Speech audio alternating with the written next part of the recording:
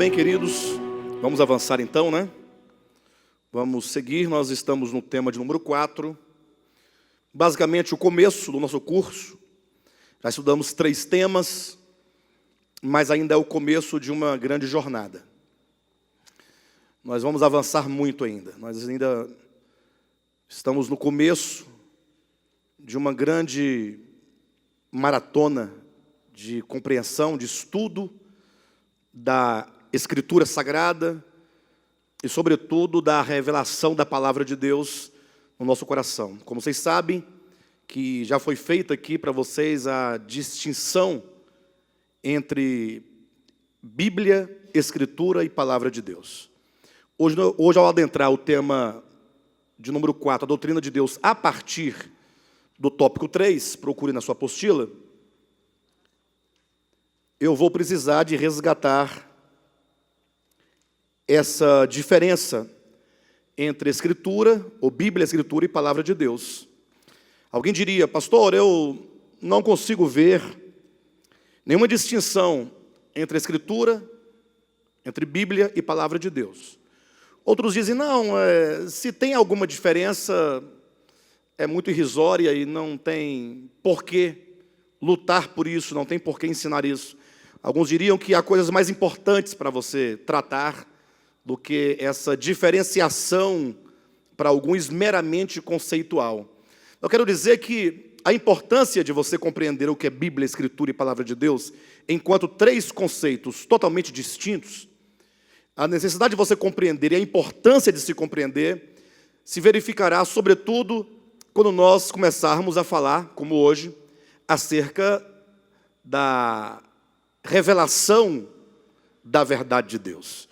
Ou seja, vamos observar que durante a história de Deus com a humanidade, vamos observar que na medida em que Deus foi se revelando pouco a pouco, nós vamos ver que foi havendo mudanças dramáticas no eixo da história, no que tange à revelação. Ou seja, Deus vai assumir variados métodos de revelação e variados níveis de revelação. No sentido de que aquilo que num dado momento for anunciado por Deus, noutro tempo não será mais válido. Vocês sabiam que a Bíblia, ou melhor, a Escritura, ela é relativa em si mesma? Quem sabia? Estranho falar isso, porque me parece que os cristãos procuram ter a Bíblia por algo absoluto. E aí me parece que são os ateus, os agnósticos, que procuram colocar alguma dúvida sobre a Escritura e, portanto, eles criam certa relatividade. O que é algo relativo? É algo que é e não é. Algo que é e pode ser e pode não ser. Absoluto não, é aquilo que é. E eu estou afirmando categoricamente que a Escritura é relativa. Ora, pastor, como assim? O que significa isso? Por exemplo, quando você lê Hebreus capítulo 8, versículo 13. Alguém tem uma Bíblia aí em mãos? E rapidamente possa ler para nós? Hebreus capítulo 8, versículo 13. Vamos ver o sentido de relativo quanto à Escritura. Muito bem. Quando se diz nova aliança, quando se diz novo pacto, segundo a versão do nosso querido irmão, logo torna antiquado o primeiro pacto. Então, o que o texto de Hebreus fala? Quando se diz que há um novo pacto, isso implica necessariamente que o primeiro envelheceu, que o primeiro tornou-se obsoleto, ultrapassado, envelhecido, fora de uso. Teve uma importância no passado, mas vindo novo, aquele já foi. Então, o que eu tenho por Escritura? Ora, eu tenho todos os registros, desde Gênesis capítulo 1 até Apocalipse capítulo 22. Eu tenho as Escrituras que nós chamamos de Escrituras veterotestamentárias, que seria a Bíblia hebraica. Nós temos as Escrituras neotestamentárias, que é o Novo Testamento, que é a Bíblia cristã.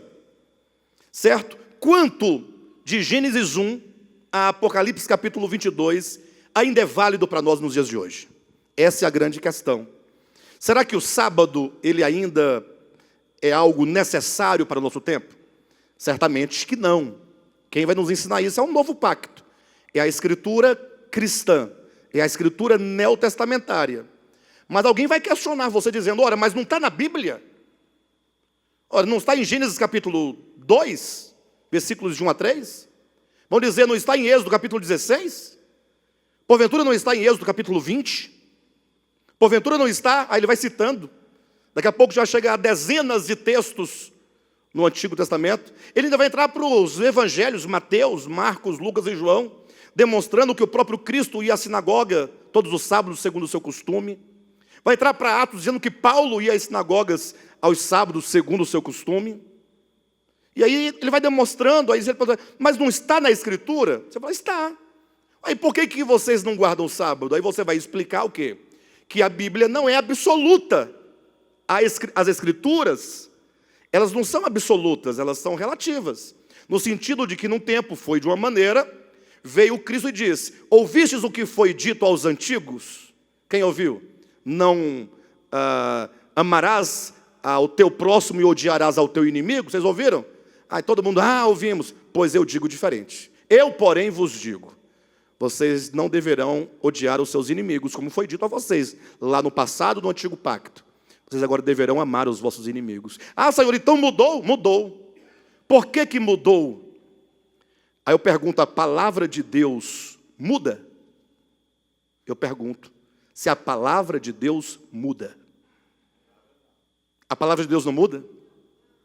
Mas por que nós estamos vendo mudanças tão claras? Estou apresentando para vocês coisas que nós lidamos diariamente. Alguns não discutiram isso nunca na sua vida. Outros foram confrontados por um bom adventista e ficou sem resposta. O outro foi atrás de resposta e o pastor disse que o sábado não está mais em vigor. Ele se deu por satisfeito, mas não entendeu ainda o motivo. Por que o sábado não está mais em vigor? Não, essa é coisa de Moisés. Então você concorda que tem coisa na Bíblia que é coisa do passado, que não serve para você? Que foi bom num tempo, não é bom hoje? Que tinha uma validade, não tem mais validade? Vocês entendem isso? Que perdeu a sua vigência. Então, a Escritura tem a sua relatividade. Agora, e a palavra de Deus muda, altera? Ora, se a palavra de Deus, pensem comigo, segundo as Escrituras, não é um livro, mas é o próprio Deus, é o próprio Deus. Não é que está lá em João capítulo 1, versículo 1, no princípio era a palavra, e a palavra estava com Deus, e a palavra era Deus. E não diz, e a palavra se fez carne e habitou entre nós?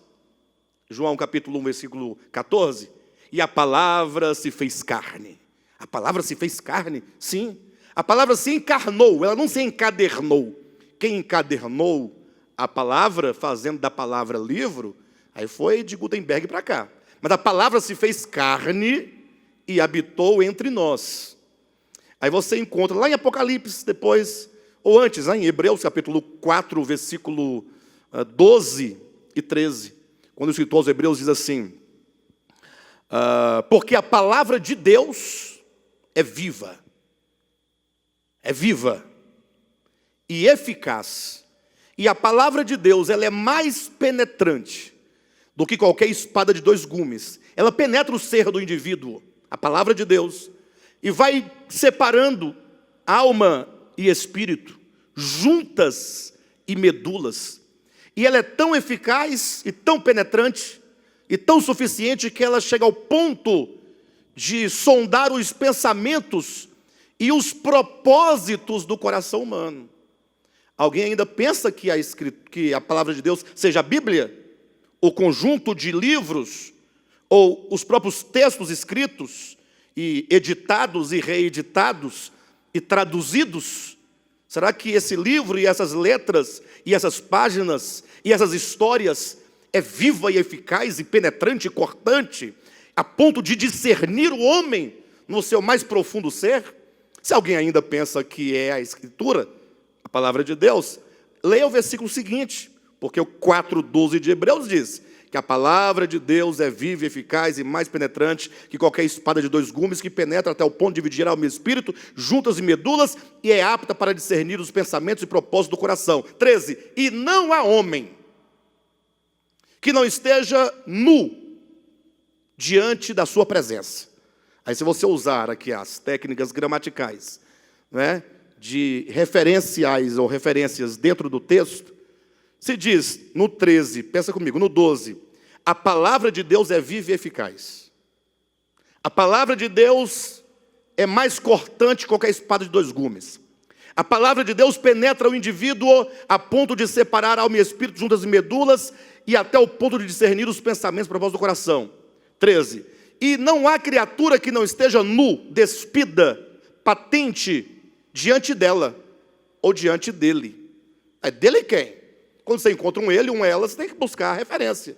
É uma referência à palavra de Deus. Diante da palavra de Deus, todos estão nus, despidos.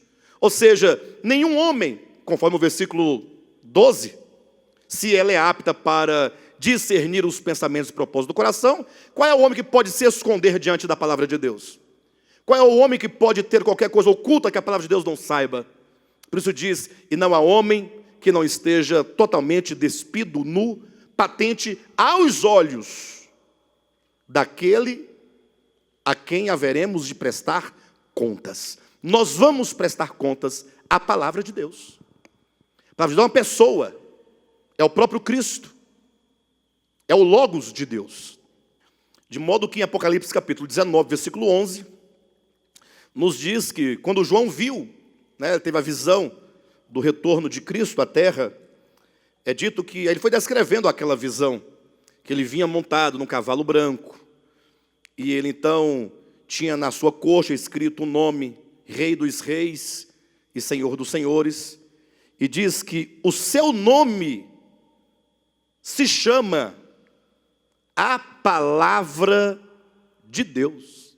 Ora, se a Escritura está me dizendo que a palavra de Deus é o próprio Cristo, Ele é a palavra, por que eu vou confundi-lo com as Escrituras que são relativas? O Cristo de Deus é absoluto, a palavra de Deus é absoluta. Deus não muda. Se a palavra de Deus é uma pessoa, você toma, por exemplo, Malaquias capítulo 4, versículo 6, o que diz, eu, o Senhor Deus, não mudo. Pastor, mas você acabou de falar que Deus não muda, mas você disse agora há pouco que tinha o sábado, não tem mais o sábado. Tinha a circuncisão, não tem mais a circuncisão. Tinha tal e qual lei, não tem mais agora. Mudou ou não mudou? Não, Deus não mudou. O que mudou? O que mudou foi a pedagogia que Ele usou ao longo da história para conduzir os homens, como quem vai construindo de uma pedagogia a uma superior, degraus, para conduzir os homens à verdade, para conduzir os homens à palavra de Deus. Nenhum homem pode alcançar o nível de compreensão e de experiência da palavra de Deus se ele não galgar degrau por degrau, enquanto humanidade, nessa revelação progressiva da vontade de Deus até chegar na palavra de Deus, que é Cristo. Então, quando diz eu, o Senhor, não mudo, é Deus, na sua essência, na sua natureza, naquilo que Ele é, na sua vontade eterna, no seu propósito eterno, Ele não muda. Por isso que Tiago vai dizer que em Deus não existe mudança, nem sombra de variação.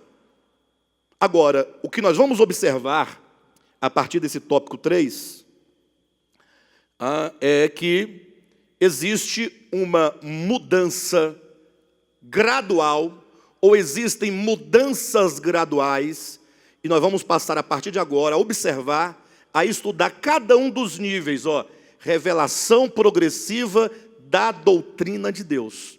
Então entenda, Deus é um só. A vontade de Deus é uma só. É a doutrina de Deus, que nós vimos semana passada. Agora, Deus quer ensinar a humanidade. Quando Deus vai ensinar o homem a sua doutrina, ou seja, nós vimos o conceito de doutrina, nós vimos alguns textos.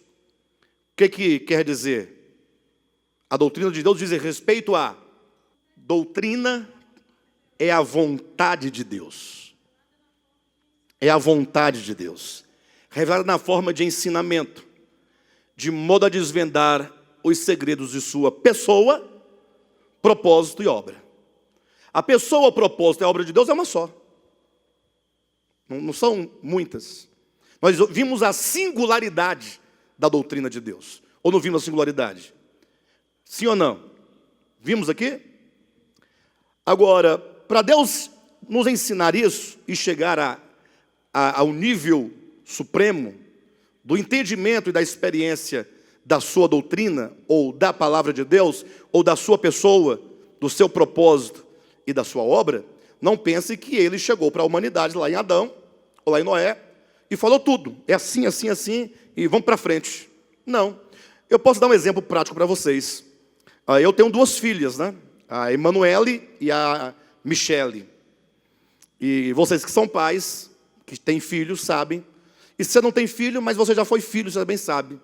Que nós, os pais, ou que os pais, quando têm seus filhos pequenos, nasceu um filhinho, acabou de chegar em casa, do hospital.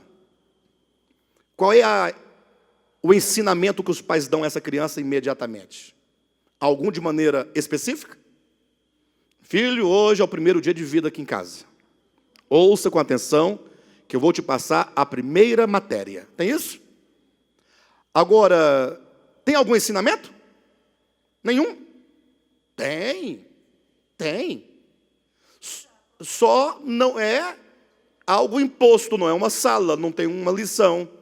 Mas quando você fala com carinho, quando você pega com jeito, tudo isso é ensinamento orgânico.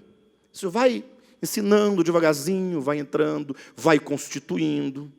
Quando ele começa a andar, que ele começa a querer quebrar as louças que estão mais assim na estante, aí o pai já começa, filho, não pode. Olha, não pode, tá? Aí você começa a ter um ensinamento mais específico. Sim ou não? E enquanto a criança vai crescendo, o pai vai o quê? Passando de um degrau de ensinamento para outro. Vai mudando a sua forma pedagógica. Chega uma hora que o menino faz 18 anos e fala assim, filho, você agora é maior de idade. Portanto, a partir de hoje, saiba, o papai vai estar sempre do seu lado. Eu falei isso para minha filha, Michele, quando ela fez 18 anos de idade. Então, você agora responde civilmente por você mesma. Se você matar, você vai presa. Se você roubar, você que vai presa. Você vai ser julgada. Se você fizer isso, eu não respondo mais por você. Você tem meu cuidado, você tem meu amor, tem a minha ajuda, tem tudo de mim, sempre. Pai nunca deixa filho. Mas a partir de agora você tem que assumir a sua pessoa. Olha que coisa interessante. Já muda ou não muda? Então, assim como os pais humanos vão ensinando passo a passo aos filhos, e às vezes o filho não tem como entender uma coisa tão grave. Aí você fala, filho, não pode fazer isso. Mas por quê? Não, filho, não pode. Ele não vai entender que é perigoso, que ele corre risco. Às vezes você tem que criar uma lei para ele. Está proibido de fazer isso. Não tem que criar uma lei? Mas não é nossa vontade que o nosso filho fique a vida toda com lei. Os homens são livres. Não é ou não são? Mas tem um momento que você tem que criar regras. E até criar proibições que ele não entende no momento. Mas isso é apenas um período. Mas o objetivo é que ele chegue à sua plena emancipação, para que ele possa, a partir da vida orgânica, de tudo que ele aprendeu, que ele viu, que ele percebeu, que ele assimilou, passar agora a viver a sua própria vida em liberdade, com responsabilidade, cidadania, moral, ética. É assim ou não é? Bem, mas se assim é a vida humana, como é que Deus age em relação à humanidade para lhe ensinar a sua vontade, lhe ensinar a sua doutrina? Então, semelhantemente, Deus vai andando com a humanidade passo a passo. Deus vai se mostrando a essa humanidade e vai falando e trazendo uma série de doutrinas, no plural, uma série de ensinamentos, para que o homem pouco a pouco vá de um degrau a outro em direção ao pleno conhecimento de Deus. Quando eu falo pleno, eu não me refiro à plenitude de Deus, mas a tudo aquilo que de Deus é possível se conhecer nesta era, ou na nossa vida. Né? Lógico, na eternidade já é uma outra coisa. Eu sei que na eternidade o conhecimento de Deus segue, porque nunca o homem deixará de conhecer a Deus. No dia que o homem chegar e falar assim, que o homem chegar ao pleno, se o homem chegasse ao pleno conhecimento de Deus, isso implicaria o esgotamento do próprio Deus. Porque o homem conheceu tudo de Deus, não há nada mais a conhecer? Não. Então chegamos aos limites de Deus. Deus seria finito. E, consequentemente, o homem tendo alcançado a finitude de Deus, que para ele outrora era infinitude, que não é mais finitude, que o homem chegou nos limites, agora o homem se tornou Deus, portanto. Como Deus é infinito, o homem jamais deixará de conhecer a Deus. Não é sem razão que Cristo disse, e a vida eterna é esta. O que é a vida eterna? Que te conheçam a ti. Então, vida eterna é conhecer. E, portanto, nós teremos toda a eternidade para conhecer o Senhor. E como Ele é infinito, nós nunca conseguiremos conhecê-lo plenamente. Então, vai ser uma busca e um conhecer constante, sem nunca alcançar. Sem nunca alcançar. Por isso que a eternidade não vai ser algo vazio, estático. Todo mundo pensa que Jesus vai levar a gente para o céu, vamos ficar lá no céu, né? E agora? Eternidade. Não tem dia, não tem noite, não tem relógio, não tem mais WhatsApp, não tem mais o quê? Não tem mais trabalho, não tem mais luta, não tem mais nada. O que tem? Não tem mais comida. Me falava quando eu era criança que lá no céu tinha uns manazinhos, uns pãozinhos. Ai, misericórdia, irmão, ficar comendo pãozinho. A eternidade toda, um pãozinho. O fruto da árvore, né? Mas comer uva a vida toda. Ou sei lá. Imagina só, todo mundo de branco. Não tem ninguém de amarelo, de verde, de rosa, de preto. Porque cada um vai receber uma veste branca. É assim que o povo entende. Pastor, mas está na Bíblia, eu li. Para de bobagem, não. Vestes brancas significa caráter, integridade, a santidade, a pureza. Não é um roupão. Para disso. E todo mundo com roupão do mesmo modelo. Da mesma cor. E pensa numa coroa aqui. 24 horas, pesada porque é de ouro, ouro pesa.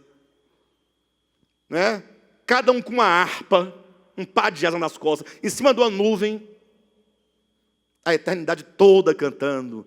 Santo, santo, santo, Deus onipotente. Enviar aquelas vozes. Oh, de anjo. Ah, não vai dar certo. Ninguém vai querer ficar lá. Não, sério, ninguém vai querer. Se for para ser assim, ninguém vai querer. Então, a eternidade não tira a dinamicidade da vida, da existência. Só que nos colocará sem as tribulações, os temores, os medos, a dor, a lágrima, a angústia, a morte, livres disso, mas numa dinâmica constante de gozo, de alegria, de conhecer a Deus. Sem contar que eu presumo, aí é uma questão totalmente minha, não é nem bíblica, é da minha cabeça aqui, que às vezes eu invento umas coisas, mas não ensino para vocês. Eu só falo que isso que eu vou falar agora é da minha cabeça. Que nós faremos, sobre nós, igreja de Jesus Cristo, corpo de Cristo. Olha, se nós somos corpo de Cristo, corpo, e se nós não deixaremos de ser corpo de Cristo na eternidade? Eu estou até fundamentando, está vendo? Fundamentando. Se seremos esposa, e o princípio de esposa na Escritura é auxiliadora. Nessas duas linguagens, figuras, a esposa que auxilia o marido na sua missão, e o corpo que realiza o que a cabeça quer. Nós, como corpo e esposa, faremos a obra de Cristo e com Cristo. Agora, o que seja essa obra, eu não sei. Onde será também eu não sei. Mas eu sei que vai ser muito dinâmica. Vai ser uma bênção. Vai ser uma coisa muito gloriosa. conhecer e prosseguir em conhecer o Senhor. Então, mas deixando de lado lá a eternidade, falando daqui, o fato é que nós estamos caminhando de um estágio mais rudimentar, elementar de entendimento, de conhecimento de Deus, até chegar no estágio possível nesta nossa era, até quando Paulo diz, até que todos cheguemos à estatura de varão perfeito. Então tem uma estatura a atingir.